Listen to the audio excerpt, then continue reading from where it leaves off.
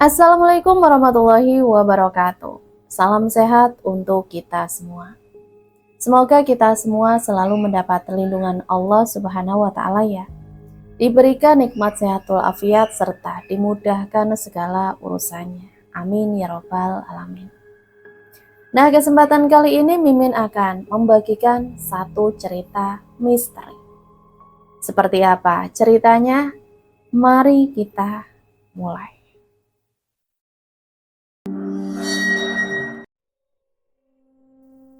Sedari sore hingga terdengar azan maghrib, aku menunggu balasan dari Ajeng, teman dekat Mila, pacarku.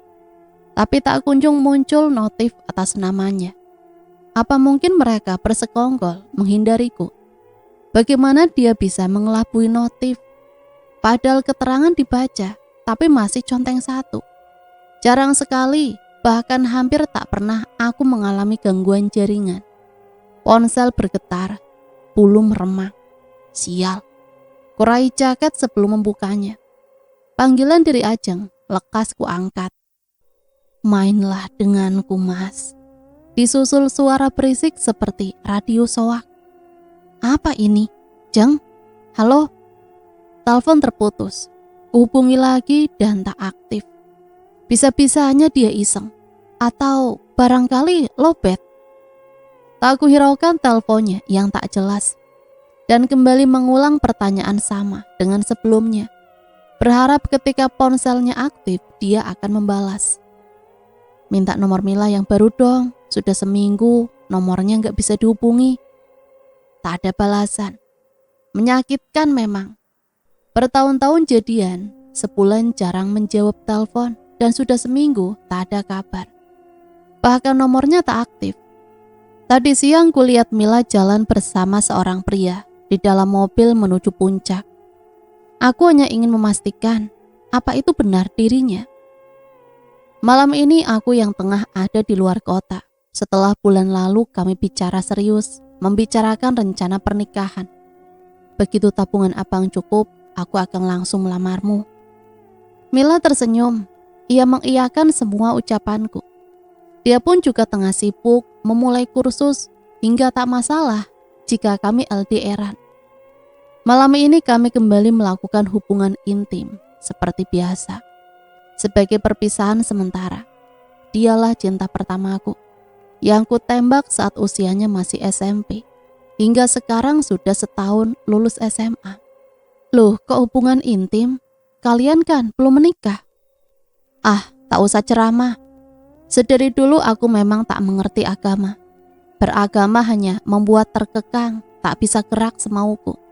Termasuk pacaran dan menyulurkan hasrat lelakiku. Lelah menunggu kabar ditambah pemandangan tadi siang, menjadikan tak enak. Terlalu besar cinta yang kusimpan untuk Mila. Mengingat besok adalah hari libur, aku pun nekat pulang untuk menemuinya langsung. Aku tak akan melepaskannya sampai kapanpun. Telah siap dengan segala perbekalan 2 hari. Kulajukan motor menuju kampung emak. Dengan kecepatan 120 km per jam, hanya perlu waktu 1,5 jam untuk sampai. Beresiko memang, tapi hatiku sedang tak tenang. Mila yang rumahnya tak jauh dari kami akan kudatangi malam ini juga.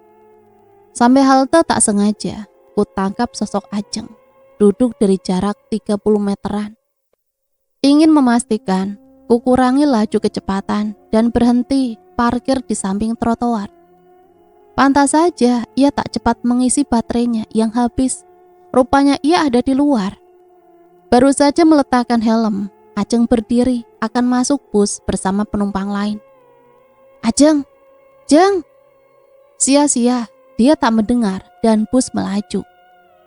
Aku mengacak-ngacak rambut, kesal.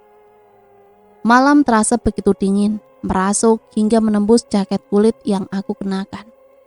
Sepertinya karena baru hujan sore tadi. Sampai rumah pukul 19.45. Kuletakkan tas di kamar, minum kopi buatan emak, dan segera pamit ke rumah Mila. Tapi emak menghentikanku. Le, baiknya kamu ke rumah Ajeng. Aku mengernyitkan dahi. Loh, kenapa mak? emak baru pulang dari rumah Ajeng. Dia tabrakan tadi sore. Jenazahnya besok pagi dimakamkan, menunggu kakaknya yang di Kalimantan. Tabrakan? Mataku melebar, kaget. Jam berapa, Mak? Gak tahu emak tepatnya jam berapa. Tapi lepas asar orang sudah ramai di rumahnya. Ya ampun. Maghrib tadi aku masih menerima telepon dari nomornya. Jelas sekali itu suara dia. Bahkan aku sempat melihatnya di halte bus. Aku yang sudah berdiri harus terduduk di kursi karena lutut terasa lemas. Tadi itu siapa? Apa alasannya menggerayangiku? Di rumah Ajeng, Faris memimpin pembacaan ayat-ayat suci Al-Quran. Sejak pulang mondok dia memang menyandang gelar ustadz. Berbeda denganku yang dikenal biasa-biasa saja. Sedang Hendro yang terkenal badung dan urakan duduk bersama jamaah pria lain di samping jenazah. Mereka berdua adalah teman baikku sejak kecil. Mataku mulai menyapu isi ruang tamu yang luas hingga ke ruang tengah yang terlihat separuh. Berharap melihat sosok Mila di sana. Keduanya adalah teman karib. Tak mungkin jika dia tak hadir. Namun belum kutemukan kekasihku itu. Barangkali di pojok ruang hingga tak terlihat. Atau sedang sibuk di belakang membantu ibu-ibu memasak. Sudah menjadi kebiasaan di kampung. Mereka berkumpul tanpa harus diminta. Apalagi rumah berdekatan atau punya hubungan dekat. Jika ibu-ibu memasak, di luar bapak-bapak berjaga semalaman. Tunggon mayat. Jujur setelah melihatnya di halte, juga aku kaitkan telepon saat maghrib dari Ajeng yang terdengar aneh. Ada perasaan takut setiap melihat Ajeng yang terbujur kaku. Malam semakin larut, tinggallah kami hanya beberapa orang. Aku, Faris, Hendro, bapaknya Ajeng, Pak RT juga beberapa keluarga dari tetangga dekat. Tapi kemana Firman? Sejak tadi aku tak melihatnya. Sebagai pacar seharusnya dia ada di sini. Atau ada kabar tentangnya yang belum aku ketahui. Kerja jauh misalnya. Rumah sudah sepi dari wanita. Hanya beberapa saja dengan khusyuk duduk dekat jenazah Ajeng membaca doa-doa. Sejak tadi aku tak melihat Mila. Padahal aku sempat ke dapur dan ruang tengah mengambil kopi untuk para pria yang berjaga. Kami asik mengobrol, banyak hal yang bisa kami ceritakan. Lantaran lamanya waktu kami tidak bertemu, karena kesibukan masing-masing. Semua orang menoleh ketika sebuah motor datang. Seorang perempuan dengan celana jeans dan jaket hoodie turun dari motor melepas helm. Itu Mila, dan pakaian yang ia kenakan persis dengan pakaian wanita yang kulihat tadi siang. Artinya aku tak salah lihat. Tapi siapa laki-laki itu? Malam-malam begini pergi dengan pacar orang. Mila berlari masuk tak menghiraukan kami. Sedangkan laki-laki itu pelan melepas helmnya. Firman? Maaf Pak, kenapa mayat Ajeng harus dimakamkan besok? Padahal sore tadi kan sempat. Celetuk Hendro di sela obrolan kami. Ah, ini anak memang bicara tak dipikir. Untung bapaknya Ajeng duduk berjauhan dari kami. Kata Pak Karto menunggu Ajis, kakaknya Ajeng yang di Kalimantan. Pak RT menjawab dengan membawa nama Bapak Ajeng. Sebenarnya menunda pemakaman jenazah karena menunggu anak dan kerabat yang di luar pulau itu tidak dianjurkan dalam Islam. Faris ikut menimpali obrolan. Mohon maaf sebelumnya, bukan saya sok alim atau mengatur. Hanya saja akan berdosa jika saya tidak menyampaikan. Pak RT manggut-manggut. Faris memang beruntung. Hanya modal ngerti agama, orang selevel Pak RT pun segan padanya. Sebenarnya aku tak suka dengan gaya bicaranya. Dikit-dikit agama, dikit-dikit agama. Tapi mau bagaimana lagi? Jika ingin cari muka di depan masyarakat, aku harus pura-pura menghormati Faris. Kalau saya Pak RT, takutnya mayatnya bangkit. Kalau nggak cepet dikuburin, Halah, bilang aja kamu malas tunggon mayat kan? Aku mencepik ke arah Hendro. Malam ini suasana benar-benar mencekam untukku. Tapi obrolan di antara kami mampu mencairkan suasana. Aku bangkit mendekati sang pria yang membuka helm, dan dia adalah Firman, pacar dari Ajeng. Ada apa ini? Apakah ini ada hubungannya dengan kematian Ajeng? Terlalu kebetulan. Brengsek! Tanpa babi pukul layangkan pukulan tepat mengenai rahang pria berkulit putih itu. Semburat darah terlihat di ujung bibirnya. Belum puas, kembali kulayangkan pukulan mengenai pelipisnya. Memar, saat hendak mengayunkan pukulan ketiga, Faris menyergah, memelukku mundur, menjauhi Firman. Istighfar John, istighfar, ucap Faris menenangkanku. Gak ada otak kamu ya, sahabat cewek kamu sendiri kamu embat, keparat. Mila itu cewekku, aku bunuh kamu. Kumaki Firman, sesukaku, tak mengindahkan ucapan Faris. John, sabar John, seru Hendro. Ia lalu mengacungkan telunjuknya pada Firman. Pergi kamu. Nak Johan, tolong hargai tuan rumah. Kita sedang ada di rumah duka. Suara tua Pak RT di belakang kami terdengar memelas. Mila mendekat, tangisannya tumpah bukan hanya untuk Ajeng, tapi pada selingkuhan keparatnya yang terluka olehku. Sudah cukup, baiklah, aku tegaskan. Aku dan Firman memang pacaran. Kami sama-sama selingkuh. Sekarang kita putus. Kamu pikir sedikit, seperti apa keadaanmu sekarang dibandingkan Firman? Mila berteriak tepat di depan wajahku. Ya, pria itu, si Firman. Dia adalah orang kaya. Lihat saja motornya, sekeren itu. Tidak seperti motorku yang butut. Seharusnya ia tahu bahwa aku tidak neko-neko karena mengumpulkan uang untuk pernikahan yang sudah kami impi-impikan. Rasanya seperti sambaran gelidik. Setelah semua pengorbananku, begitu mudah bagi Mila. Lalu bagaimana dengan mudahnya dia mengkhianati Ajeng yang sudah seperti saudaranya sendiri? Aku hanya bisa memandang kosong ke arahnya. Tak percaya. Wanita itu memapah Firman menuju motor, meninggalkan kami, meninggalkanku dengan kehancuran. Mataku tak berkedip hingga bayangan keduanya hilang di ujung jalan. Mila bukan lagi kekasihku. Sejak sekarang, dia hanyalah seorang mantan. Sudah 1 minggu sejak kematian Ajeng dan putusku dari bunga desa bernama Carmilla. Aku tak lagi punya semangat hidup, mengurung diri di kamar tanpa makan juga mandi.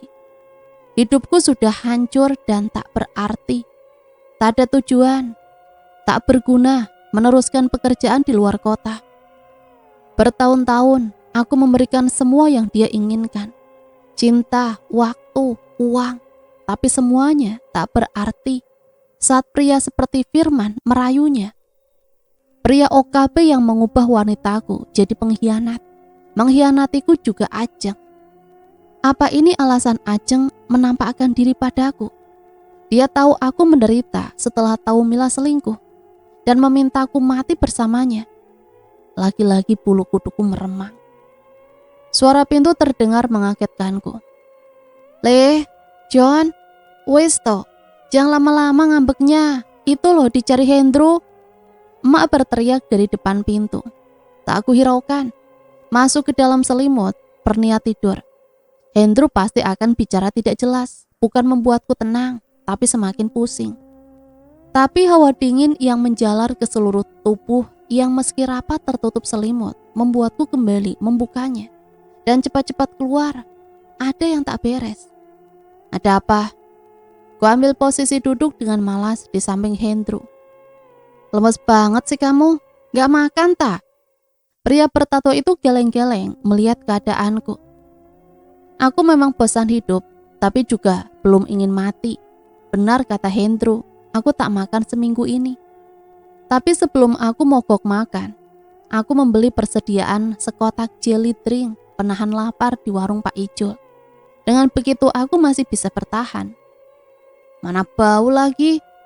Hendro mengendus ke arahku dan menutup hidungnya. Sialan. Walah John, gara-gara cewek aja sampai hidupmu rusak kayak gini. Hendra menyesap rokoknya dalam-dalam dan menghembuskannya, lalu menyodorkan sebungkus rokok di tangannya. Aku segera mengambil dan membakarnya untuk kemudian kuhisap dalam. Sebelumnya aku hampir tak pernah merokok karena Mila tak suka punya cowok perokok. Bau katanya. Tentu berbeda keadaannya dengan sekarang ini. John, coba kamu pikir. Habis berkorban banyak buat si Mila, terus diselingkuhin, putus, terus dipermalukan depan banyak orang. Apa kamu diem-diem aja? Asem tenan. Lengkap si Hendro menyebut penderitaanku akibat ulah Mila. Kamu itu korban loh, malah lemah. Harusnya bangkit. Mereka enak-enak.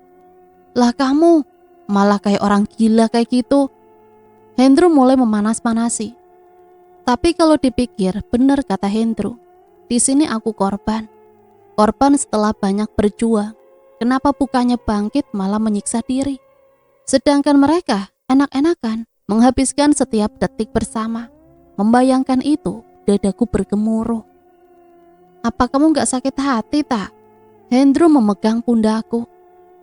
Dan juga Ajeng, dia pasti stres lalu bunuh diri melihat kelakuan mereka.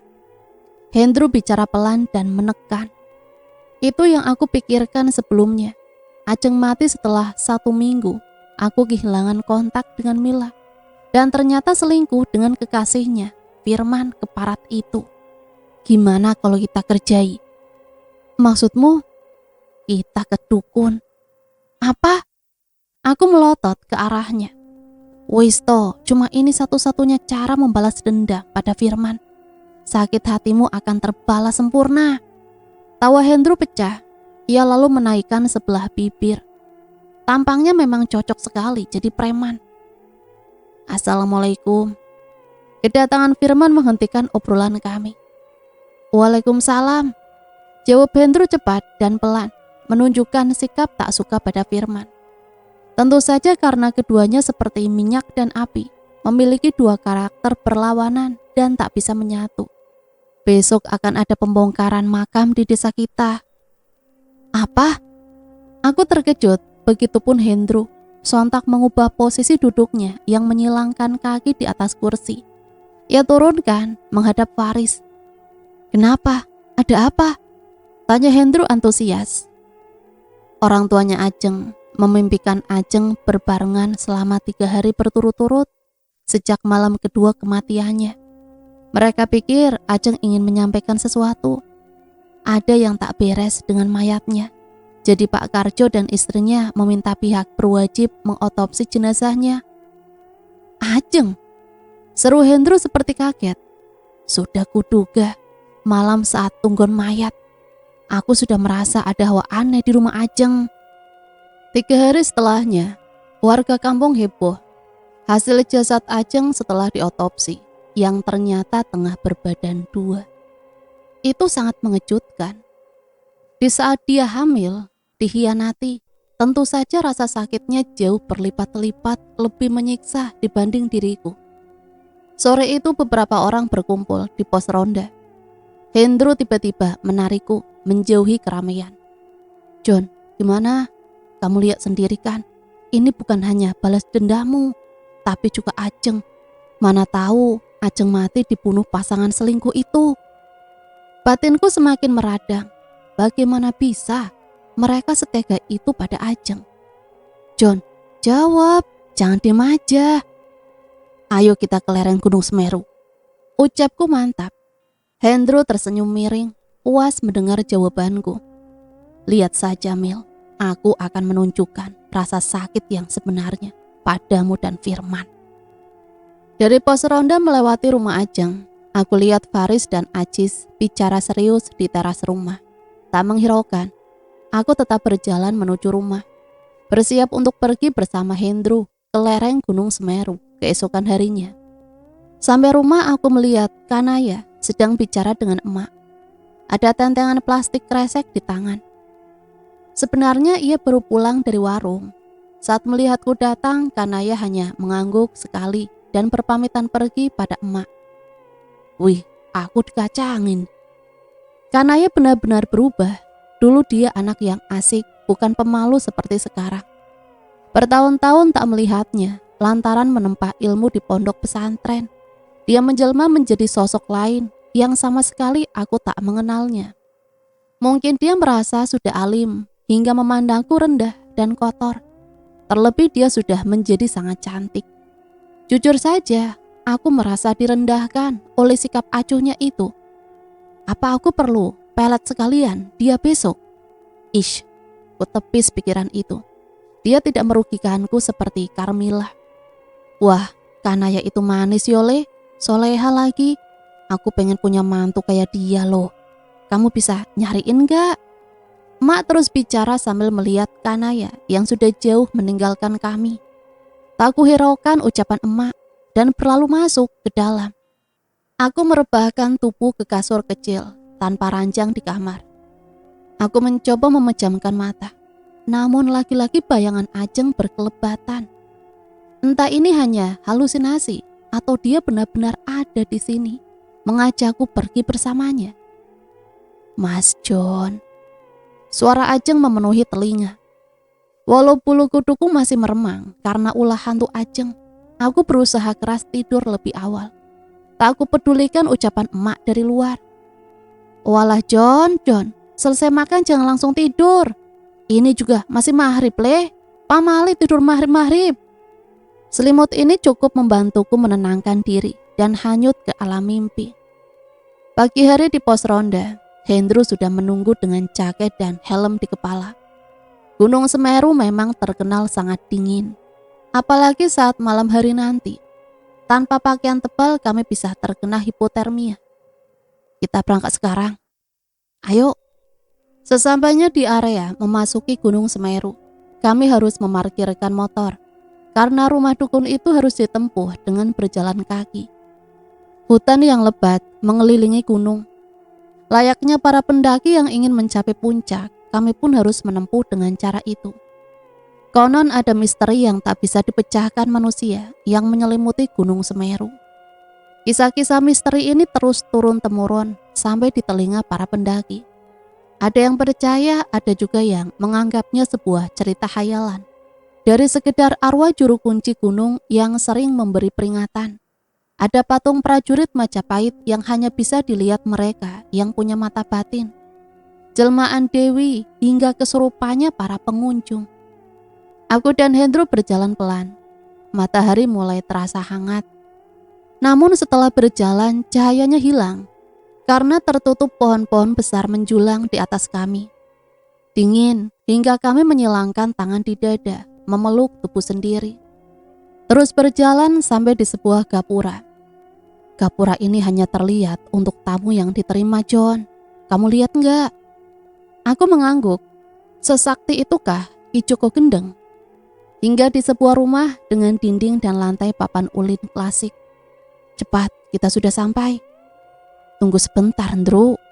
Aku memperhatikan sesuatu yang ganjil tengah terjadi. Ada apa? Ini bukannya motorku. Ucapku menunjuk pada sebuah motor butut terparkir sekitar 200 meter dari rumah Ki Joko Gendeng. Semakin kuperhatikan, benar itu motorku.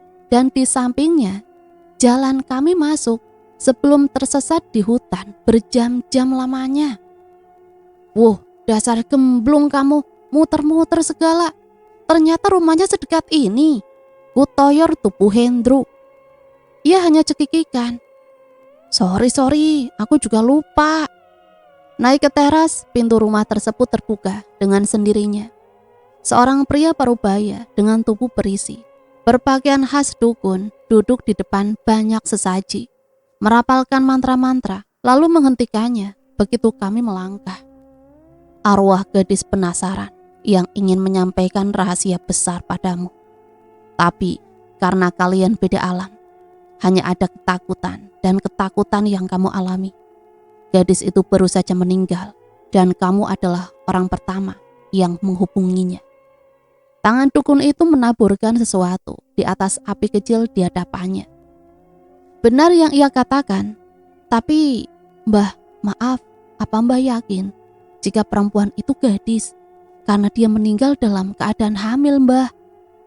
Zaman sekarang gadis itu sebutan untuk perempuan yang belum menikah, bukan untuk wanita yang masih perawan. Ki Gendeng tampak tidak terima. Aku dan Hendro hanya manggut-manggut. Supaya lebih jelas, aku akan membuka mata batinmu. Baik mbah, tapi ada mahar yang harus kamu bayar. Iya mbah, saya siap. Berapa mbah? 10 juta. Itu belum termasuk urusan pelet untuk mantra dan pengasihan. Untuk usahamu, juga pajak yang harus dibayar. Apa? Aku terkejut.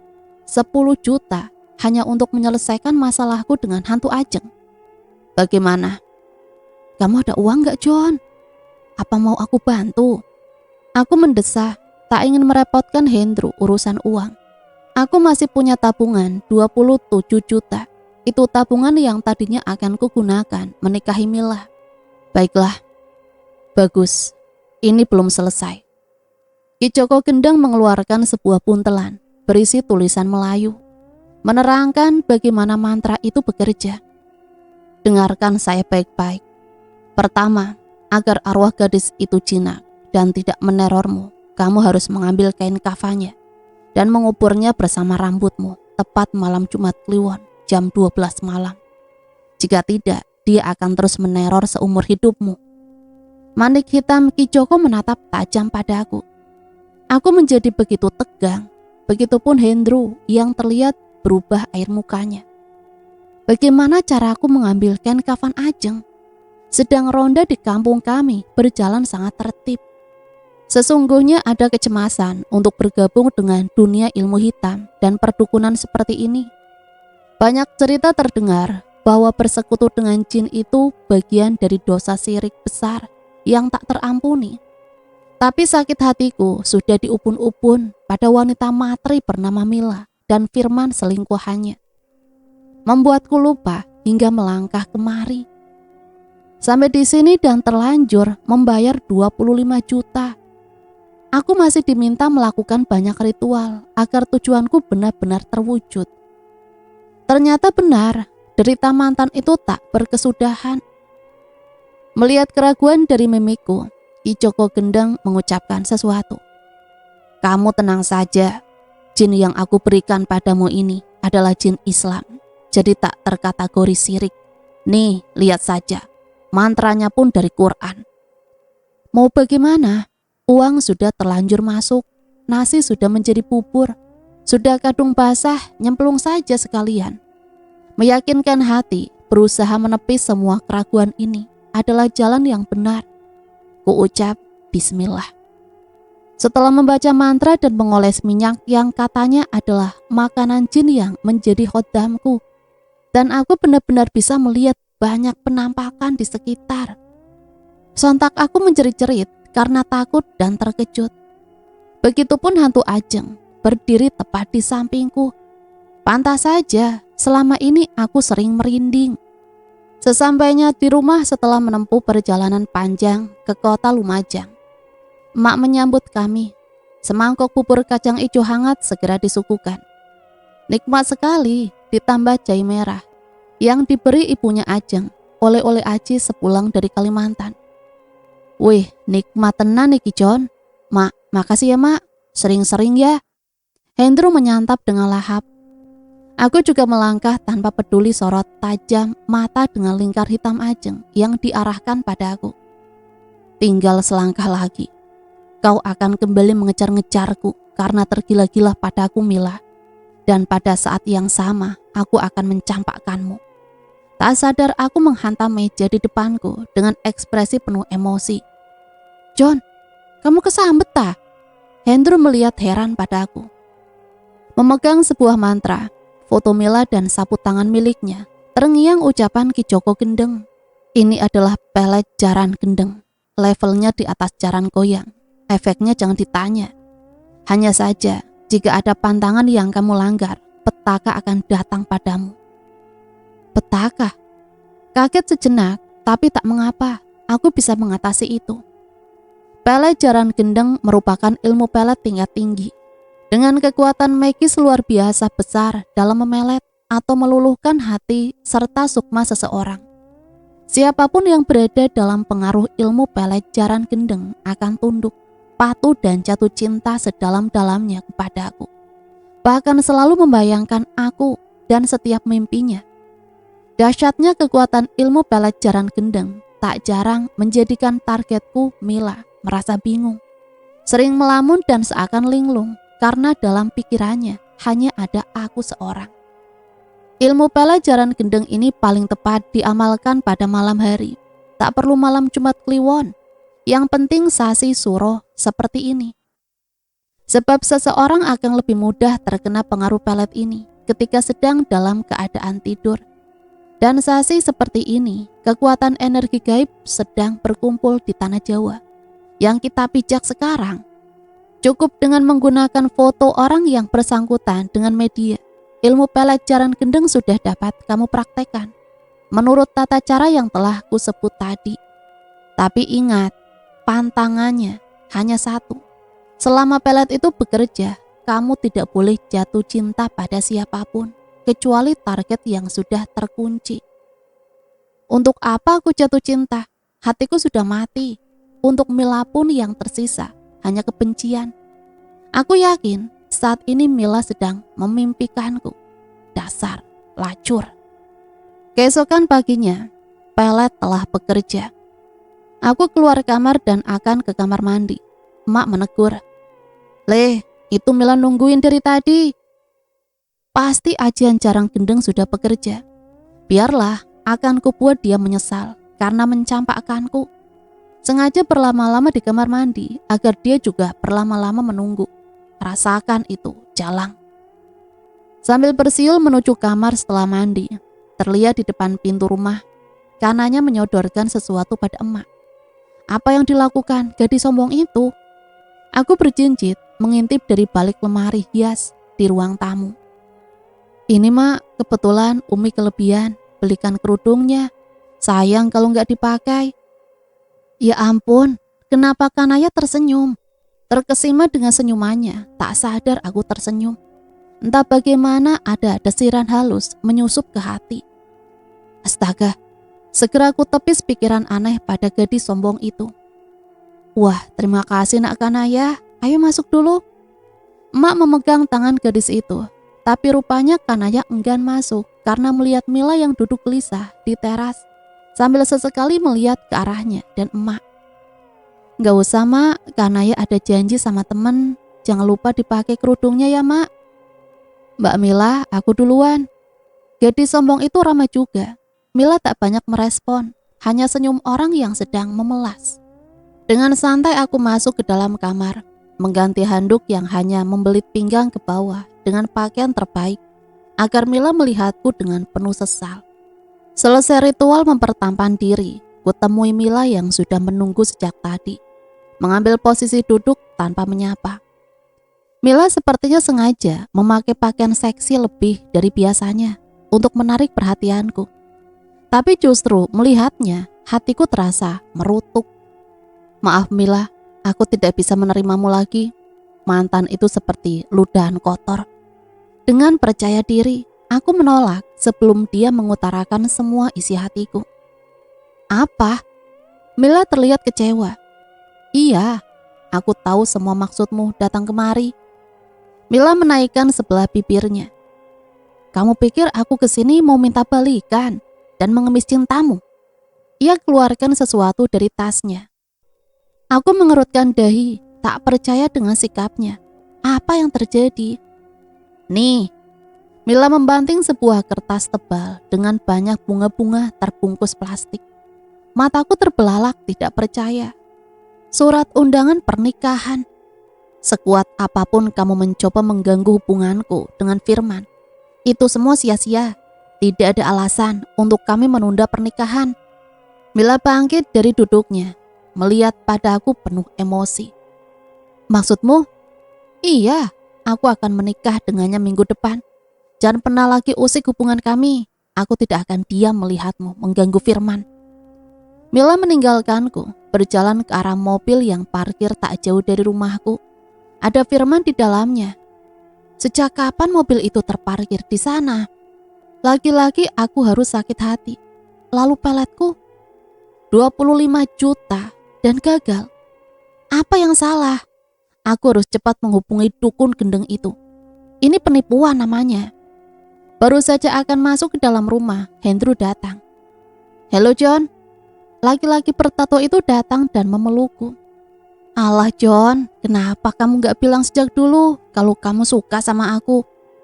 "Ndru, kamu salah minum obat ah? Dasar bocah gemblung. Gak lucu ngerti?" Ada apa dengan Hendro? Dia begitu gigih. Ini bukan bercanda. Jangan-jangan benar-benar sial. Tambah lagi masalahku.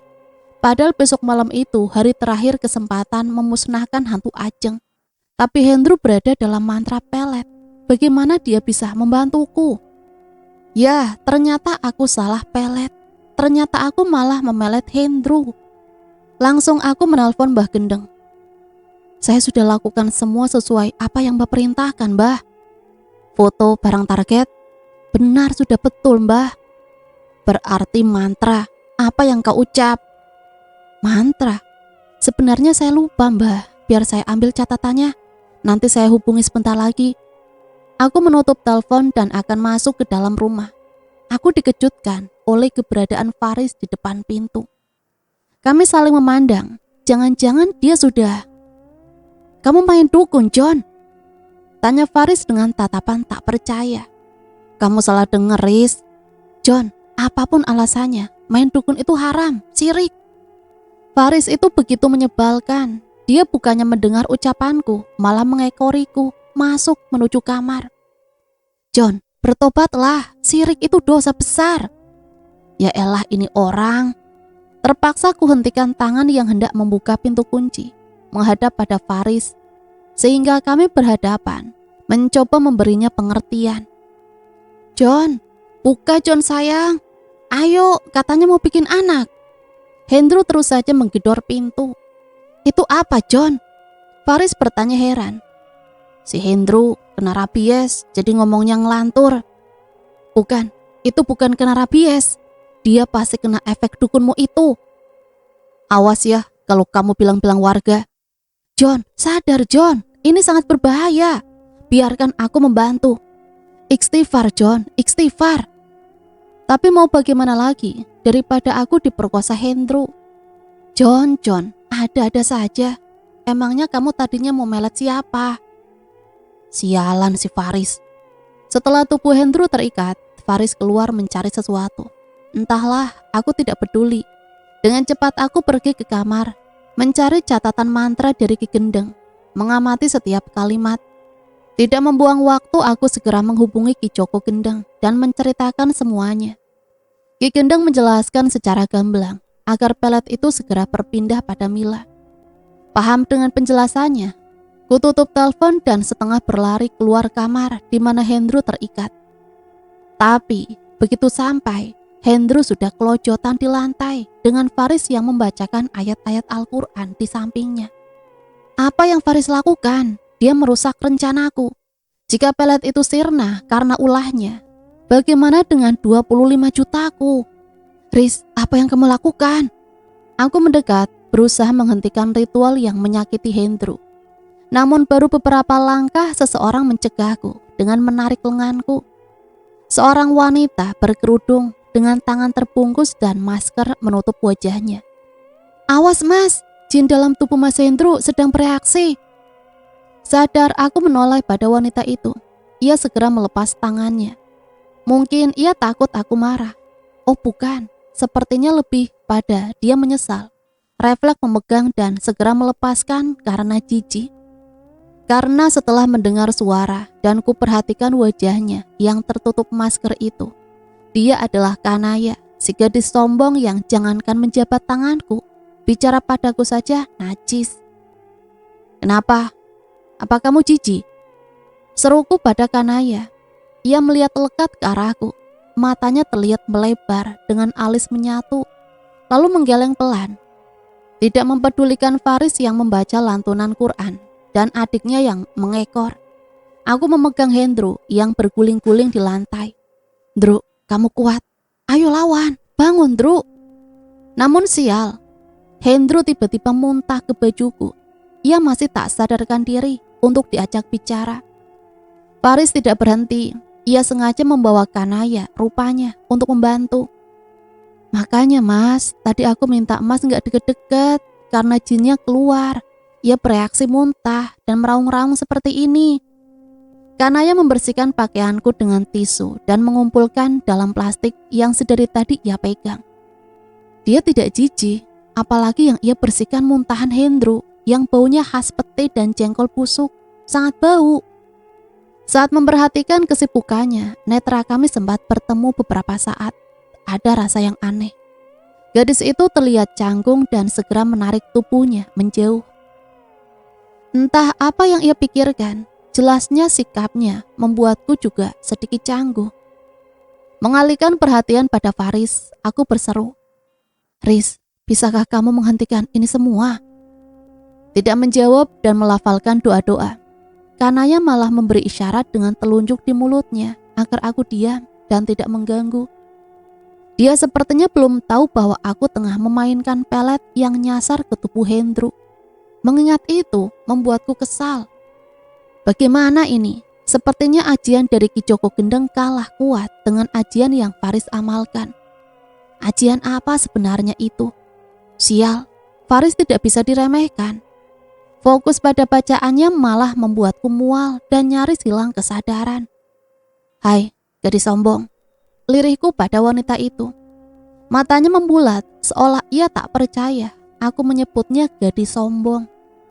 Tidak mempedulikan reaksinya, aku bertanya, "Si Faris main dukun juga kan? Dia pakai ajian apa itu?" "Setauku, ajian jaran gendeng ini tidak ada tandingannya." "Mas, aku bukan gadis sombong. Aku hanya ingin menjagamu dari fitnahku." Kanaya menjawab pelan, seolah ingin menjelaskan banyak hal padaku dengan serius.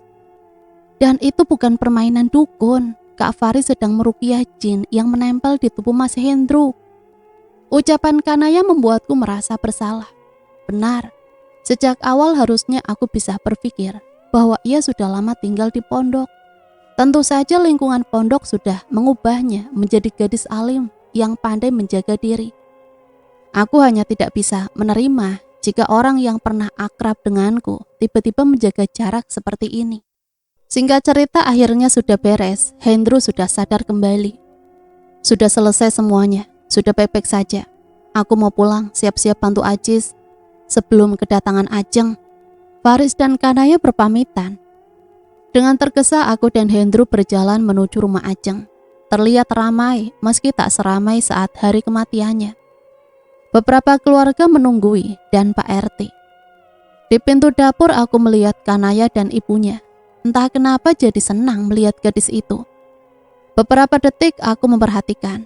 Tatapan kami bertemu. Buru-buru kualihkan pandangan karena malu. Aneh, apa ini perasaan yang timbul karena menjomblo? Kenapa pula harus Kanaya? Aku dan dia bagi langit dan sumur, terlalu jauh. Di mana mayatnya? Itu sudah di ambulan, mau dimakamkan lagi. Aku mendesah. Sudah berlaku sangat ceroboh, sampai peletku lenyap. Khodam kabur entah kemana. Ditambah hantu Ajeng, nempel, laksana perangko. Apes berkali-kali lipat. "Ada apa? Kalian kelihatan panik begitu?" Faris menyelidik sikap kami karena berbisik-bisik. Enggak Riz." Kami pun pulang. Di perjalanan terjadi obrolan santai. Bukan lagi suasana duka seperti sebelumnya. Mungkin karena seiring waktu berjalan, duka itu hilang dengan sendirinya. Setia banget ya Mas Faris pada keluarga Ajis. Mentang-mentang mau besanan. Pak RT terlihat mencairkan suasana. Faris hanya tersenyum menimpali. Sedang Hendro tersentak. "Loh, memangnya Ajis punya saudara perempuan selain Ajeng, Pak?" "Ya bukan saudara Ajis dengan Ustadz Faris yang tampan ini, tapi Ajis dengan saudara perempuannya Faris." Pak RT menyaut. "Maksudnya Kanaya?" Hendro melotot, kaget bukan kepalang sepertinya. Pak RT mengangguk. "Duh, baru juga move on dari Mila. Sekarang Kanaya sudah jadi calon orang." "Ya, biarlah, mumpung cintaku belum terlalu dalam padanya. Bisa-bisa aku hampir gila seperti saat kehilangan Mila." Oh ya, bagaimana dengan hasil otopsi polisi? Kualihkan pembicaraan yang membuat dadaku sedikit sakit. Itu, rupanya Ajeng sempat melakukan upaya bunuh diri.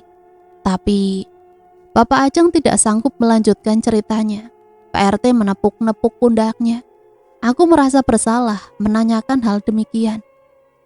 Sementara polisi akan memeriksa pacarnya, kita tunggu saja hasil penyelidikan mereka. Pak RT melanjutkan jawaban bapaknya Ajeng. Mobil terus melaju menuju rumah kami. Entah kenapa setiap mendengar kisah tentang Ajeng, dadaku kembali bergemuruh. Ingin menghabisi Mila dan pacarnya. Juga aku ingin mengakhiri keadaan tidak mengenakan terus dibayangi hantunya. Penasaran juga dengan sebab kematiannya yang meninggalkan banyak tanda tanya. Menuju tempat Hendro berada, aku melihat pria bajingan yang merebut Mila dariku. Setelah beberapa saat aku sampai di tempat yang kami sepakati. Bagaimana? Kamu siap? Hendro yang membawa peralatan di tasnya berdiri tepat di arahku. Aku mengangguk mantap. Tapi Hendro, sepertinya ada seseorang yang mengikutiku. Loh, bukannya kamu diikuti hantu Ajeng terus? Iya, tapi hawanya beda. Manusia, Hendro. Ya wis cepat, kita cabut. Di jalan yang mulai sepi, dengan beberapa motor lalu lalang, aku terus memperhatikan spion. Tidak ada yang mencurigakan, hanya terlihat beberapa kendaraan di belakang lengkap dengan helm mereka. Tidak ada sosok yang menakutkan selain wajah Ajeng. Kami memarkirkan motor agak jauh dari kuburan, lalu berjalan melewati jalan setapak di pinggir hutan. Lagi-lagi suasana mencekam ini. Mana malam Jumat lagi, John? Serem amat ini tempatnya. Kalau nggak inget jasa bapakmu, nggak sudi aku bantu kamu, John. Heru terus bicara, mengomel tidak karuan. Tak lama terdengar suara wanita menjerit meminta tolong, membuat kami berdua saling pandang, penuh tanda tanya dan ketakutan. John, Mbak Kunti kali, John. Tapi itu sepertinya suara Kanaya. Ucapku setelah mencoba mengenali suara yang kupikir suara hantu. Tapi nggak mungkin Kanaya di tempat seperti ini. John, ini pasti ulah Mbak Kunti, John. Tapi, wis lah tah, percaya aku. Sudah John, sudah, suara itu sudah hilang. Benar, suara itu tidak lagi terdengar. Ayo kita jalan lagi, waktunya tidak banyak. Dengan cepat kami menggali kuburan Ajeng. Suara lolongan anjing malam mengiringi pekerjaan kami. Ada kengerian yang terus saja hinggap. Jika tidak memiliki nyali tinggi, sekarang ini aku tidak akan ada di sini. Melihat mayat Ajeng membuatku tersentak. Kenapa, John? Seram. Alah, toh kamu sudah kemana-mana sama Ajeng. Iya juga sih. Wes, cepetan. Iya. Wes lah ta, John. Sebentar lagi semua akan berakhir. Aku yakin gak ada yang curiga. Karena baru tadi kuburan ini diuruk. Beruntung tidak semua berakhir dengan keapesan. Malam ini aku akan tidur dengan tenang. Semoga Ajeng tidak lagi muncul. Sampai besok malam aku mengubur kafannya dan dia menjadi jinak. Setelah mengantarkan Hendro pulang, kupacu motor menuju rumah. Dari kejauhan terlihat Faris bicara pada emak, lalu berpamitan pulang. Malam-malam begini, aneh sekali pria itu ke rumah. Apakah dia tahu kami ke kuburan Ajeng? Gawat. Ku parkir motor begitu sampai. Mak, itu tadi Faris ngapain kesini? Itu nyari Kanaya, katanya siapa tahu ada di sini sama emak. Loh, Kanaya kemana? Nggak tahu, katanya sejak tadi sore nggak pulang, pamit beli martabak, sampai sekarang nggak ada kabarnya. Dicari ke rumah teman-temannya juga nggak ada.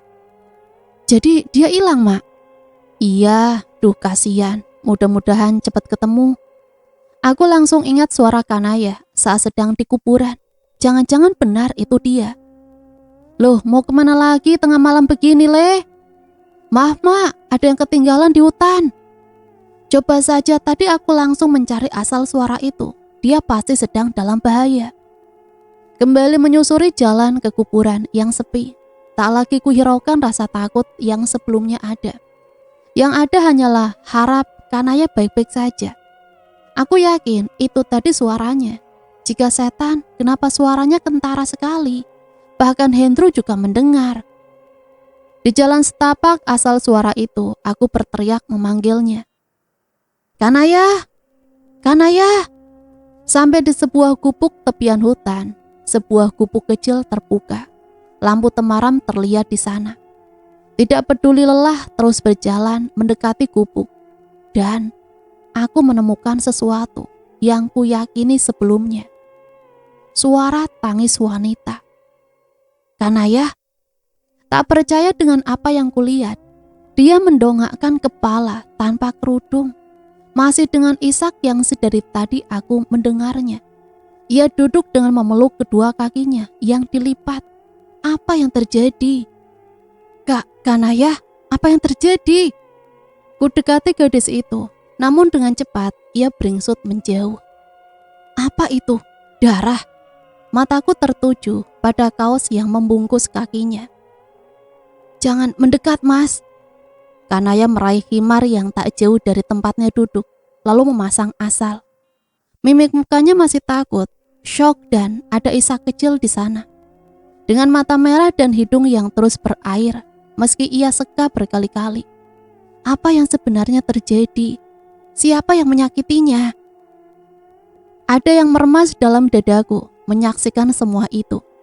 Ingin sekali memeluk dan membenamkannya di dada agar ia tenang. Hal yang selalu kulakukan pada Mila dulu ketika melihatnya hancur. Dengar Kanaya, semua orang sedang panik mencarimu. Bisakah kamu ceritakan apa yang tengah terjadi? Tidak menjawab, gadis itu menutup wajahnya, menangis terseduh-seduh. Aku bergeming. Kubiarkan dia puas dengan tangisannya, sampai isaknya benar-benar mereda. Betapa ucapan lugunya 7 tahun silam masih terekam jelas di ingatan.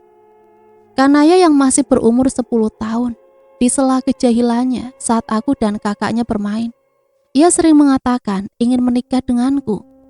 Gadis polos, tomboy dan lucu, hingga kami bertemu lagi dengan perubahannya. Kehadiran Kanaya telah mengusik hatiku belakangan. Pergi saja, Mas. Aku sudah hancur. Aku tidak akan pergi tanpa membawamu. Pergi saja, Mas. Tidak. Pergi. Ia berteriak. Kanaya, apa yang sebenarnya terjadi? Tidak mungkin aku meninggalkanmu sendiri. Kita ini sudah kenal sejak kecil dan juga pernah dekat. Aku najis, Mas. Seseorang telah merenggut hal yang paling berharga dari hidupku. Hidupku sudah tidak berarti, Mas. Tangisannya kembali pecah. Apa maksudnya? Apa seseorang telah memperkosanya? Kanaya, apa seseorang menyakitimu? Maksudku, apa kamu Iya, Mas.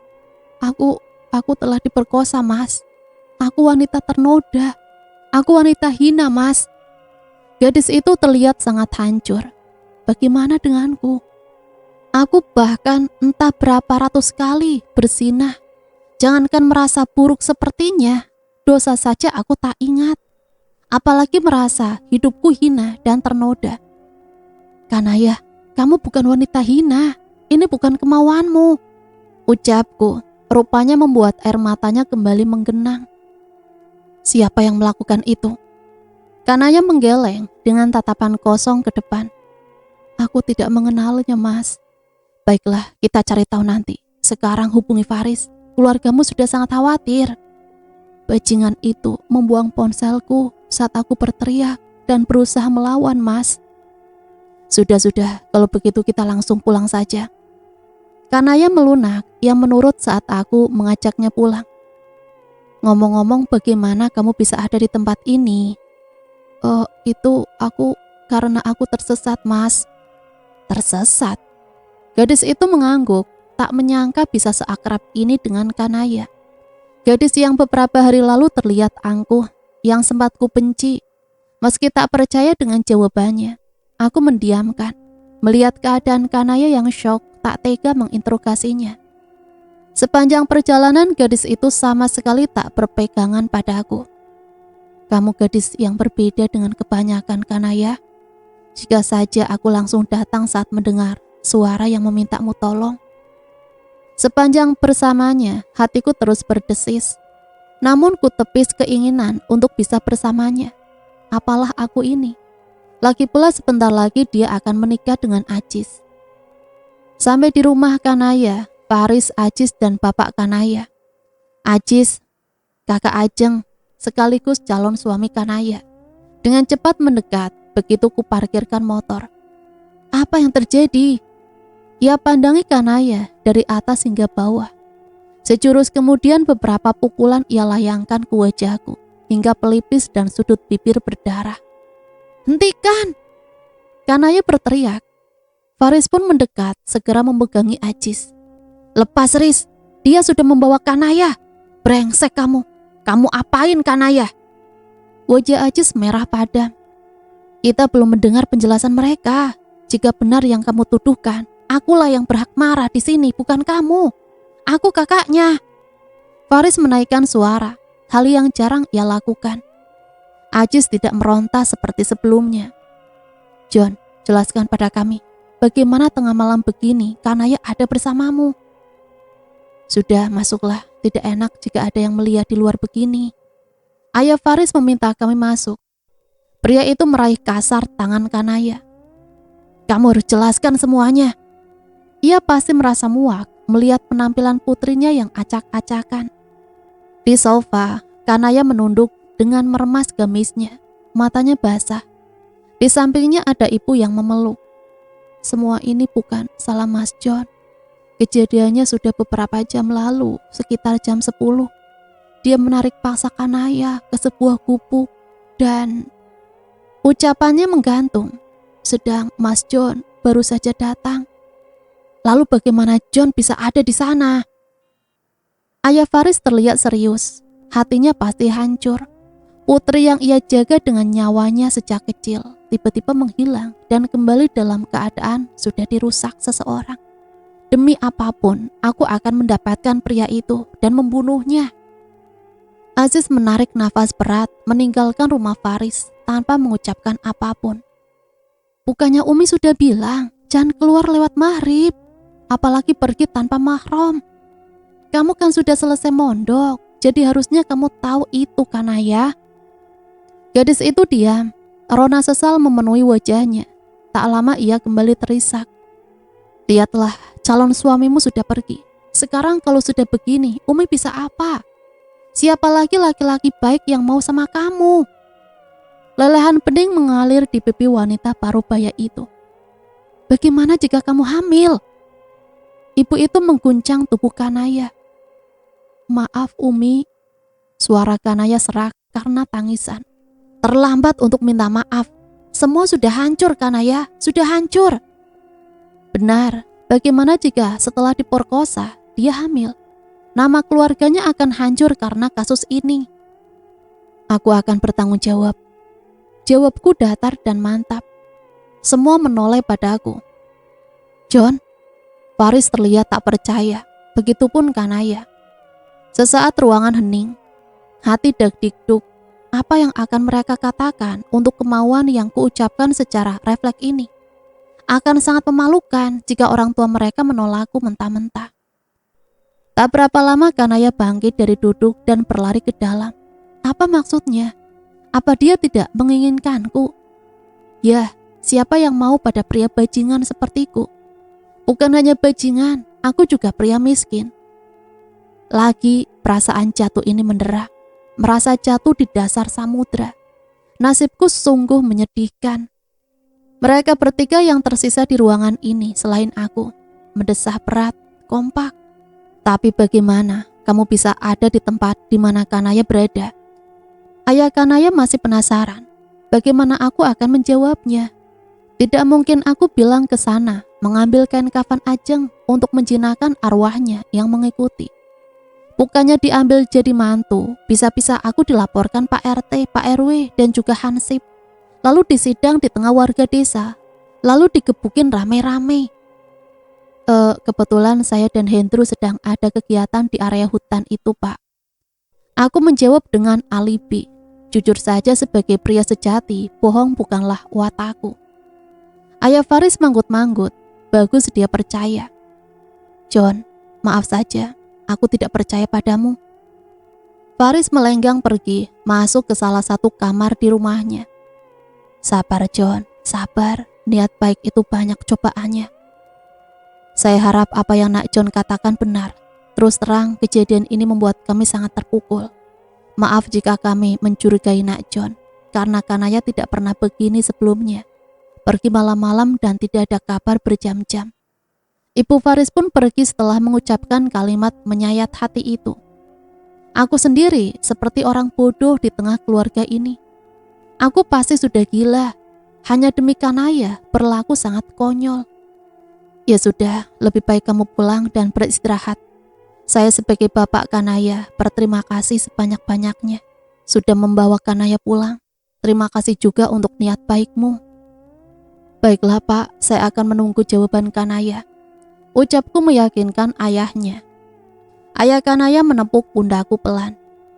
Memeriksa ponsel, ada sebuah pesan dari Mila. Setelah beberapa memanggil dan tidak terjawab. Kenapa lagi wanita jalang itu? John, kamu berkelahi di hutan dengan Firman. Apa maksudnya? Tak aku hiraukan pesan tidak jelas yang Mila kirim. Pukul 3:15 dini hari. Mak, panggilku pada emak yang sibuk mengayunkan nampan berisi beras. Kalau John nikah sama Kanaya, apa leh? Nikah sama Kanaya? Ya Allah, kayak ketiban pulung rasanya. Ya elah emak, belum juga kelar anaknya ngomong. Maklum sih, sejak awal sudah ada tanda-tanda emak sangat senang pada Kanaya. Tapi apa iya Kanaya mau sama kamu, Le? Rona kebahagiaan yang sempat ada di wajah emak meredup. Benar, bahkan tadi malam dia masuk kamar tanpa bicara apapun. Aku terlalu percaya diri hanya karena tatapan kami seringkali saling bertemu. Lalu ada semacam sinyal yang tak ku mengerti menembus tepat di ulung hati. Ternyata cuma khayalanku sendiri, jatuh cinta, tertolak sebelum sempat terucap. Hai John, selamat pagi. Andrew datang dengan wajah bahagia. Tak mendapat respon yang diinginkan, ia langsung duduk di kursi berseberangan meja di teras rumah. Bagaimana aku akan berbahagia sedang hati kacau balau. John, ada apa lagi? Mukamu lecek amat. Bukannya masalahmu sudah kelar toh? Ninggal mendem kain itu langsung hilang masalah. Yo nggak sesederhana itu, Ndro. Ada apa toh? Ditanya kok pledra-pledro. Ndro, kira-kira kalau ada yang dendam sama Kanaya, siapa ya orangnya? Kanaya? Dia kenapa, John? Aduh sayangku. Aku bilang kan, kalau misal berarti nggak beneran. Ku coba merahasiakan apa yang terjadi pada Kanaya. Semoga saja berita kejadian itu tidak menyebar ke kampung. Kasihan dia. Walah, nggak usah berandai-andai John. Lagian Kanaya itu baru keluar pondok. Mana ada interaksi sama orang yang sampai buat dendam. Benar apa yang Hendro katakan, lalu siapa yang tega menyakitinya? Apa kebetulan saja tertarik pada Kanaya saat melihatnya tadi malam? Tapi jika kebetulan, harusnya Kanaya tidak dibiarkan hidup-hidup. Karena dia dibiarkan hidup dan hancur, pasti pelaku menyimpan dendam. Atau memang berniat menghancurkan Kanaya dan keluarganya. Pak RT berjalan tergesa-gesa melewati rumah kami. Ada apa Pak RT? Saya barusan ditelepon, ada yang menyerang Mila. Sekarang ambulans sedang menuju ke rumahnya. Ya sudah, saya mau ke sana dulu. Aku dan Hendro saling pandang. Mila, John, kamu curiga sama aku? Lah kok malah mikir gitu? Emangnya kamu yang nyelakain Mila? Hendro balik bertanya, menelisik wajah John yang tidak beres sejak tadi menurutnya. Apa tidak sebaiknya kita lihat keadaannya, John? Bisa jadi peletmu ternyata berhasil dan membuat dia stres lalu melukai diri sendiri. Duh ngapain kesana, Ndro?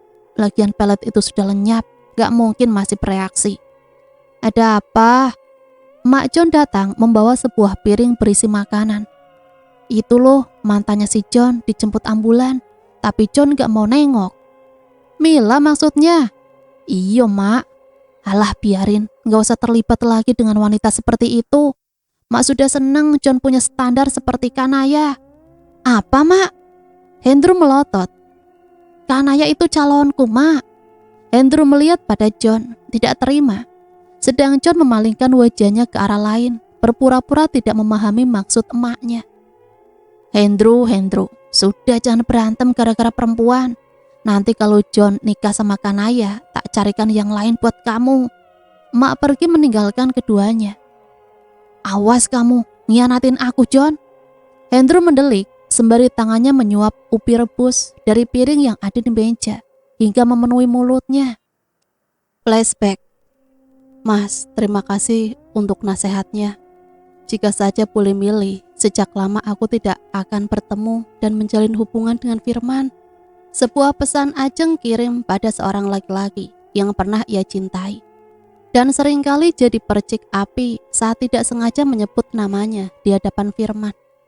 Pria itu bernama Faris, pria yang pernah menolaknya, tapi justru sangat perhatian dengan banyak nasihat untuknya. Apa aku hubungi Mas John? Bukankah dia bekerja di daerah ini juga? Menekan kontak dengan nama Mas John, tapi beberapa kali menghubungi, ponselnya sibuk. Wanita dengan jaket hoodie dan rok sepan itu mendesah, memasukkan ponsel ke salah satu kantong besar hoodie-nya. Pandangannya nanar ke arah jendela bus, mengingat banyak kebodohan yang ia perbuat. Sudah 2 bulan sejak mendapati step 2 di tes pack yang dibeli bebas di pasar. Matanya mengkristal, perlahan lelehan bening jatuh. Saat ia seka malah air mata itu menganak sungai. Untunglah kendaraan yang ia tumpangi sedang sepi penumpang. Sebenarnya ini bukan kali pertama ia dapati Firman selingkuh. Hanya saja lebih berat saat tahu bahwa sahabatnya lah yang berkencan dengan kekasihnya. Tak menyangka Mila yang selama ini menjadi teman curhatnya tega mengkhianati. Setelah sempat bicara pada Firman di telepon dan mengetahui keberadaannya, Ajeng berencana memergoki mereka. Dikeluarkan lagi ponsel, melihat angka yang menunjukkan waktu di sana pukul 13. Bus melaju membelah jalanan di kota yang diguyur gerimis hujan, hingga sampai di sebuah villa di mana Ajeng pernah bermadu kasih di sana. Langkah kaki wanita itu gemetar. Dalam hatinya merutuk bagaimana bisa Mila mengkhianatinya. Seorang wanita berdiri di hadapan ketika pintu terbuka. Ajeng? Di teras rumah suara ramai. Ada apa? Ajeng kecelakaan dan meninggal. Innalillahi wa inna ilaihi rajiun. Siapa yang tahu kapan ajal datang? Faris mendesah. Padahal tadi siang mereka masih sempat berbalas pesan. Mila memakai bajunya perlahan. Meski ia bahagia bersama Firman, ada rona sesal di wajahnya. Mengkhianati 2 orang sekaligus. Kekasih juga sahabatnya. 2 minggu terakhir ia mengganti nomor ponsel, hingga tak lagi harus mendapat panggilan ataupun pesan John yang sangat mengganggu. Pikirnya laki-laki itu benar-benar tidak peka. Jika tidak mendapat respon, harusnya mengkonfirmasi untuk putus. Mas, apa kita salah? Bukankah cinta itu ada untuk bahagia? Enggak sayang, kita sudah benar. Kemarilah. Firman membalik tubuh Mila, lalu membenamkan di dadanya. Kulihat tadi wajah Ajeng pucat sekali, Mas. Sebulan lalu dia curhat, sering merasa tak enak badan. Biarkan sajalah, nanti lama-lama juga dia akan terbiasa dengan ini. Untuk apa kita menjalani hubungan jika terpaksa? Apa kamu tahu, selama ini Ajeng juga mengkhianatiku dengan Faris. Benarkah? Tanya Mila tak percaya. Firman mengangguk, kepalanya yang bergerak naik turun bisa dirasakan Mila yang ada di pelukannya. Lalu John? Firman beringsut, terkejut mendengar nama itu. Ia pandangi gadisnya lekat-lekat. Apa kamu masih mencintainya? Mila menggeleng. Kalau begitu lupakan, kamu tidak akan punya masa depan dengan pria seperti John. Firman tersenyum miring. Oh ya Mas, aku telat bulan ini. Mila tersenyum, mengecup pelan. Telat? Maksudnya? Mungkin hamil Mas. Hamil? Mila mengangguk. Kenapa wajah Mas begitu? Mas ragu kalau ini anak Mas. Belum sempat menjawab, suara ponsel mengagetkan keduanya. Mila segera meraihnya. Siapa? Ibu mas, sebentar. Iya bu, ada apa? Ajeng meninggal. Mila menutup mulutnya karena kaget. Tidak menyangka pertemuannya beberapa jam lalu adalah hal terakhir. Ada apa? Ajeng mas, Ajeng meninggal. Pulanglah Ajeng, aku sudah melepaskanmu. Kembali pada Faris. Mila juga berhak bahagia. Tapi mas, aku hamil anakmu. Mata itu terus mengeluarkan lelehan bening yang tidak dapat Ajeng tahan. Mas, bukan Mila yang mengkhianatimu. Kamu tahu itu kan? Tapi... Sudahlah Ajeng. Firman berbalik masuk ke dalam mobil, meninggalkan Ajeng seorang diri dalam tangisnya. Dalam langkah gontai Ajeng berjalan, hidup terasa berat. Bukan, ini kehidupan yang aku inginkan. Sebuah mobil lain menghampiri. Mendengar kedatangan mobil itu, Ajeng menoleh. Sang pemilik mobil membuka kaca. Jeng, kamu... Mata Ajeng membulat. Wanita dalam mobil tersenyum. Masuklah. Dengan santai ia menelengkan kepala. Kampung Delima kembali heboh. Ambulan datang menjemput seseorang pasien di salah satu rumah warga. Cepat, aku takut dia kehabisan darah, ujar Pak Indra, seorang tetangga dekat Mila yang kebetulan seorang dokter. Tubuh wanita itu sudah tersambung dengan infus. Upaya dokter muda itu agar Mila bisa bertahan sebelum mendapatkan pertolongan di rumah sakit. Di mana orang tuanya? Pak RT bertanya pada salah seorang warga. Kemarin sore orang tuanya berpamitan pada kami hendak ke rumah Pak adenya Mila di luar kota. Katanya akan meminta keluarga besarnya hadir di acara pernikahan Mila minggu depan. Sudah dihubungi? Sudah Pak, katanya mau langsung ke rumah sakit saja. Tubuh Mila sudah dibawa ambulan menuju rumah sakit. Makanlah Nduk, maafkan Umi yang tidak memahami posisimu.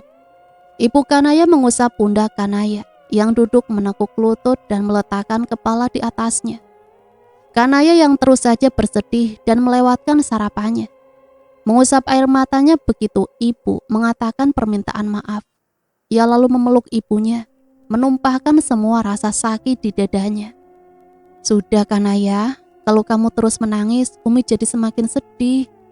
Walau bagaimana kita harus lalui ini, sesuatu yang Allah takdirkan. Mas John tidak bersalah, Mi. Kenapa harus dia yang tanggung jawab? Jadi, Kanaya, ucapan gadis itu terhenti dipotong Faris yang tiba-tiba sudah ada di depan pintu. John bukan pria baik, Mi. Dia... Sebentar Faris, jika pria itu bukan pria baik, mungkin Kanaya tidak di sini sekarang. Bisa jadi John kembali memperkosa Kanaya, membawanya kabur, atau bahkan bisa membunuhnya untuk menghilangkan jejak. Faris terdiam. Kata-kata ibunya mematahkan pendapatnya tentang John. Bingung bersikap, akhirnya Faris meninggalkan Kanaya berdua dengan ibunya. Saat Umi tahu dia mau menerima kamu ketika ada di titik terendah yang bahkan ajis meninggalkan kamu, Umi yakin dia memiliki sisi lembut. Siapa tahu niat baiknya itu jadi sebab dia mendapat hidayah, dan kamulah yang Allah pilih jadi penuntunnya. Umi tidak mencari pria lulusan pesantren ataupun terpelajar. Yang penting dia mau jadi orang baik dan terus memperbaiki diri. Lagi pula selama mengenalnya dari kecil, Umi belum pernah melihatnya membuat onar di kampung Delima ini. Ucapan ibunya bagaikan oase di tengah gersangnya hati Kanaya. Kanaya baru saja keluar dari kamar mandi. Baru 3 hari, tapi beberapa kali ia mengecek dengan mencelupkan tespek pada air seninya. Matanya berembun setiap kali mengingat kejadian malam itu, di mana miliknya telah direnggut paksa oleh bajingan, entah itu siapa. Jika saja Kanaya tahu, bajingan itu pasti akan membusuk di penjara. Saat berjalan menuju kamar, ia mendengar ayahnya tengah berbincang dengan seseorang. Penasaran, Kanaya mengintip dengan berlindung di balik korden pembatas ruang tengah dan ruang tamu. Tanpa membukanya, "Apa kamu yakin?" Ayah Kanaya bertanya pada pria di hadapannya. "Iya, Bi, saya akan menerima Kanaya apa adanya." Ajis menjawab serius pertanyaan itu. Apa? Lirih Kanaya tidak percaya dengan apa yang didengarnya. Polisi tengah mengadakan penyelidikan kasus yang menimpa Mila. Padahal belum lagi kasus Ajeng diketahui titik terangnya. Rumah Mila yang seharusnya terpasang tenda pernikahan justru terpasang garis polisi agar tidak sembarangan orang bisa memasukinya guna penyelidikan lebih lanjut. Bagaimana kita bisa tahu siapa pelakunya? Itu yang harus kita pikirkan, John. Kedua pria itu berada di depan rumah Mila yang banyak orang. Seseorang tiba-tiba datang, menarik kerah John dan mendorongnya ke belakang. Seketika melayangkan pukulan pada wajah pria berdarah Jawa itu, membuat beberapa luka di bagian pelipis dan bibirnya. Faris, apa yang kamu lakukan? Hendro membelalakan mata ketika melihat Faris seperti orang kerasukan. Aneh, bukannya dia yang kemarin meruqyah Hendro, bahkan juga berefek pada lenyapnya rewang milik John. Katakan, kamu bawa kemana adikku? Heh, ada apa ini? Hendro semakin bingung. Ada apa dengan Kanaya, Riz? John bertanya seolah tidak mempermasalahkan perbuatan Faris padanya. Sudah John, ndak usah pura-pura. Karena dia lebih memilihmu ketimbang Ajis. Kalian berdua berniat kabur dari kami kan? Sebentar. Ajis? Milih John? Maksudnya apa toh? Hendro semakin bingung. John, ada yang kamu sembunyikan dariku? Sambungnya lagi. Riz, aku beneran gak tahu apa maksudmu. Lebih baik kamu jelaskan pelan-pelan. Bukannya kamu seorang ustadz, jadi bersikaplah seharusnya. Kanaya menghilang, ucap Faris pelan. Apa? Tanya John kaget. Kemana dia? Apa ada hubungannya dengan John? Hendro bertanya heran.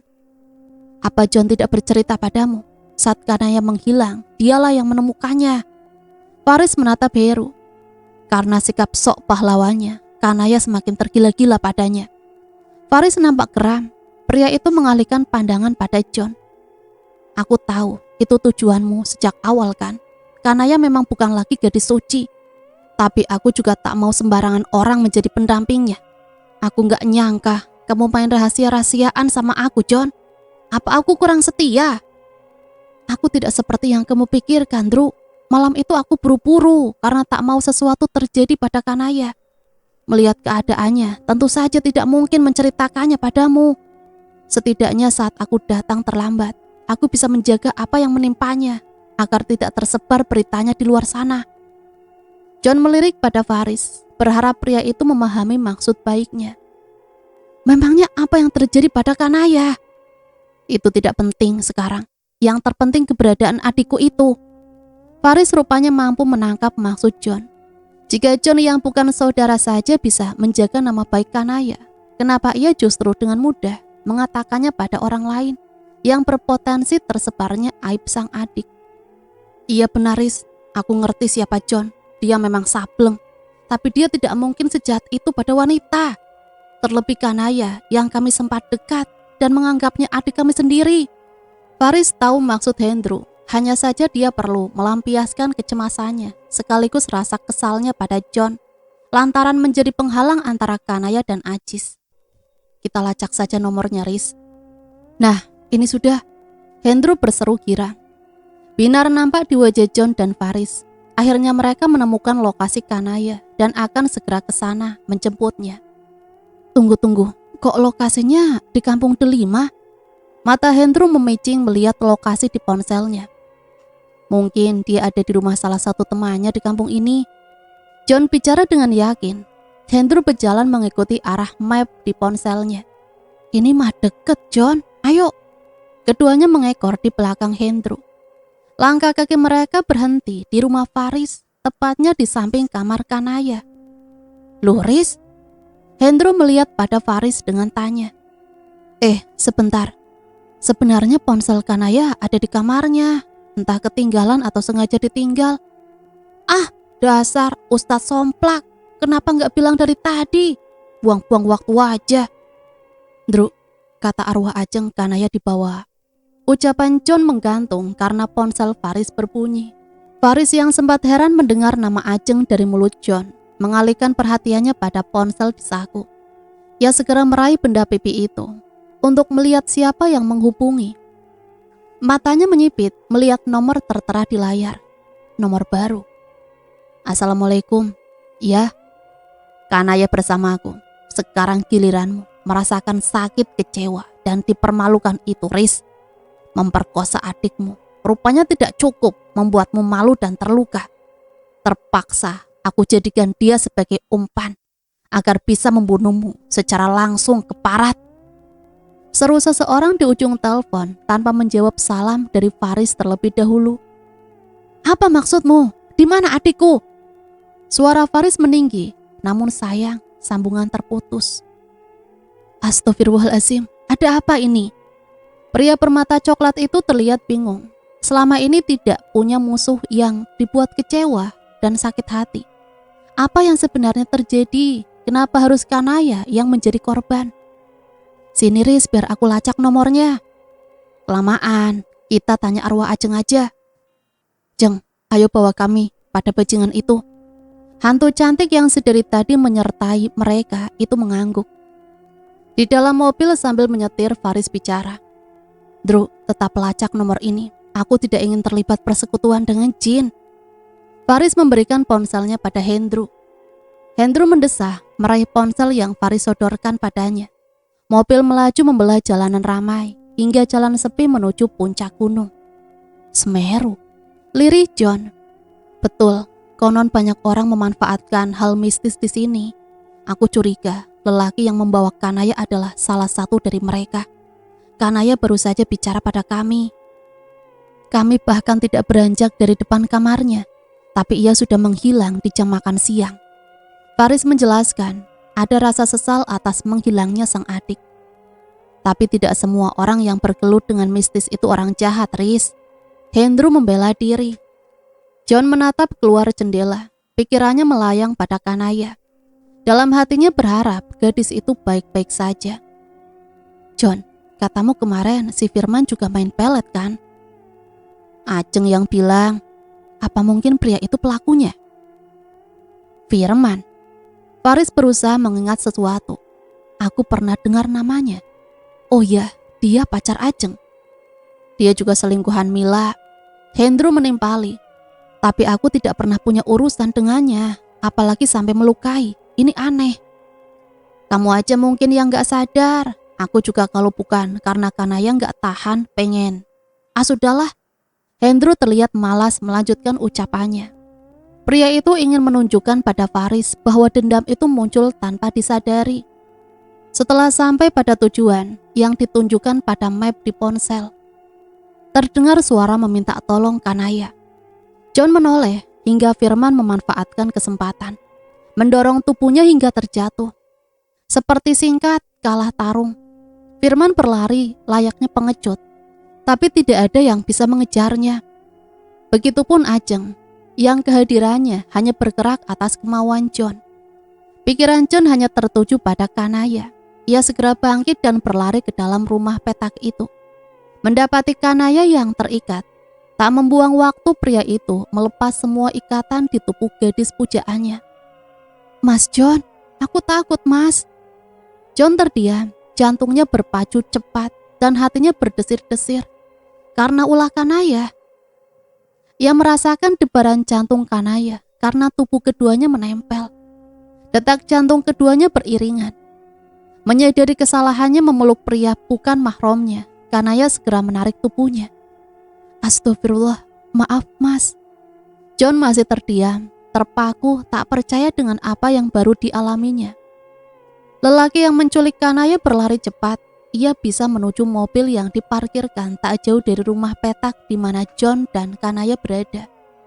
Beberapa langkah akan mencapai mobil, kakinya tersandung sesuatu hingga tersungkur ke tanah. Saat bangkit, seseorang sudah memegang kerah baju belakang miliknya. Jadi kamu biang kerok semua kejadian ini? Faris melihat Firman dengan geram. Kamu masih hidup? Lelaki itu melebarkan mata melihat kehadiran Faris. Ia kembali mengambil sesuatu dari kantongnya. Jadi benar niatmu memang ingin membunuhku? Apa masalah kita? Penjahat itu menaikkan sebelah bibirnya. Ia yakin sebentar lagi Faris akan mengalami kesakitan karena rewangannya. Faris melepas pria itu kasar. Bagus, ia akan jatuh sebentar lagi. Lagi-lagi lelaki itu memiringkan senyum. Dewi Faris mengerut melihat reaksi pria itu. Apa ini? Katakan, apa masalahmu? Apa aku pernah melukaimu? Sebenarnya ia sudah sangat ingin menghajar Firman hingga tak berdaya. Tapi dengan begitu berarti akalnya telah kalah. Merasa aneh dengan sikap pria itu, Faris pun refleks celingukan. Apa kamu mau mengalihkan perhatian? Faris kembali menarik kerahnya. Katakan sebelum kesabaranku habis. Itu tentu saja. Aku tidak mungkin bergerak tanpa alasan. Kamu sudah membuat Ajeng membenciku. Apa? Aku terpaksa bermain ilmu hitam. Saat itulah aku terpaksa membunuhnya. Apa hubungannya denganku dan Kanaya Keparat? Tentu saja ada. Kaulah sebab Ajeng membenciku. Tak puas melihatnya mati, tapi kamu tetap bahagia. Kubuat adikmu sekalian menderita. Iya, karena dia adikmu. Senyum kemenangan kini tersimpul di bibirnya. Kurang ajar. Syukurlah jika kamu sakit hati karena itu. Harusnya kamu bunuh diri hingga tak ada niat dariku menghabisi adikmu. Kesabaranku sudah habis. Faris menghambur dan menarik kerah Firman, memukuli kepala laki-laki itu hingga babak belur tak berdaya. Kak Faris! Kanaya berteriak, air matanya sudah meleleh. Melepaskan laki-laki yang sudah mulai hilang kesadaran karena amukannya. Faris mengalihkan perhatian pada suara Kanaya. Wanita itu memeluknya, menenggelamkan tangis di dada yang tertutup kuku kotor dan basah karena keringat. Kamu gak apa-apa, Dek? Hendro dan teman-temannya juga datang, lalu mengurus kondisi penjahat yang sudah tidak mampu berbuat sesuatu. Dasar gemblung, bangsat kamu yo, ngerusak hidup orang semaunya sendiri. Hendro menendang tubuh ringkih pria itu. Ambil benda di sakunya, Ndru. Seru Faris yang mengetahui bahwa penjahat itu juga memainkan ilmu gaib yang ia dapat dari seseorang dukun. Hal yang ia alami saat ada di bangunan kosong sebelumnya. Tadinya hawa aneh itu berhasil Faris atasi dengan ayat-ayat dan doa yang ia kuasai. Dengan gerak cepat Hendro memeriksa semua isi saku kantong sang penjahat. Ketemu sebuah buntelan yang berisi mantra dan barang tak lazim dikeluarkan Hendro dan membakarnya dengan korek yang selalu ia bawa di kantong. Sableng kamu, sudah main pelet, ngehamilin anak orang. Suara sirene polisi terdengar. Semua orang mengalihkan perhatian pada sumber suara. Siapa yang memanggil polisi? Aku, saut Faris. Kak Faris. Kanaya memandang kakaknya dengan haru. Beberapa mobil polisi merapat. Keluar dari sana, 8 orang berseragam rapi. Kami mengucapkan terima kasih untuk laporannya. Sejak awal kami memang mencurigai pria ini. Tapi kepandaiannya berkelit dan menghilangkan barang bukti membuat kami kesulitan. Seorang polisi berdiri di depan polisi dan John. Oh ya, mohon kesediaan untuk membantu kami memberikan keterangan. Baik Pak, kami akan membantu sebisa kami, jawab Faris dengan anggukan. Kini mobil polisi meninggalkan lokasi. Tinggallah mereka dengan kelegaan bahagia. Menemukan Kanaya sekaligus menangkap pelakunya. Faris merangkul Kanaya dan John yang sedari tadi ada di sampingnya. John, kalau kamu mau menikahi adikku, kamu harus melepaskan jin wanita yang membelenggumu. Kamu harus melepas jin wanita yang membelenggumu. Kanaya tersentak. Jin wanita, Kak. John mengusap-usap pelipis, pertanda bingung bersikap. Di depan John, hantu Ajeng memelas. Jangan mas, jangan buang aku. Aku janji akan mencarikan wanita lebih cantik dari Kanaya. John, apapun yang jin itu katakan, semuanya palsu. Sebaik dan sebanyak apapun dia membantu, pada akhirnya dia hanya akan menjerumuskanmu pada kenistaan jauh dari Tuhan. Faris menasehati. Ajeng menggeleng. Jika saja ia mampu, tentu ia akan menyerang Faris. Apa daya, pria itu adalah pria taat. Agama telah menjadi bentengnya. Bukan hanya kejahatan yang bersumber dari nafsunya sendiri, Bahkan ia bisa menangkal kejahatan jin kepadanya. Ia tidak akan tinggal diam karena baginya John adalah rumah dan pelindung. Sementara John harus mengambil keputusan dengan benar. Singkat cerita, akhirnya John akan menikah dengan Kanaya. Sedangkan Mila, akhirnya ia meninggal dunia di rumah sakit. Ya, siapa lagi kalau bukan Firman pelakunya. Dan ia melakukannya dengan ilmu hitam juga. Dan cerita selesai sampai di sini. Semoga cerita ini bisa menemani hari-hari teman-teman semua ya. Sampai di sini saya pamit undur diri, mohon maaf apabila banyak salah kata. Sampai berjumpa kembali di cerita-cerita misteri selanjutnya. Matur nuwun, wassalamualaikum warahmatullahi wabarakatuh.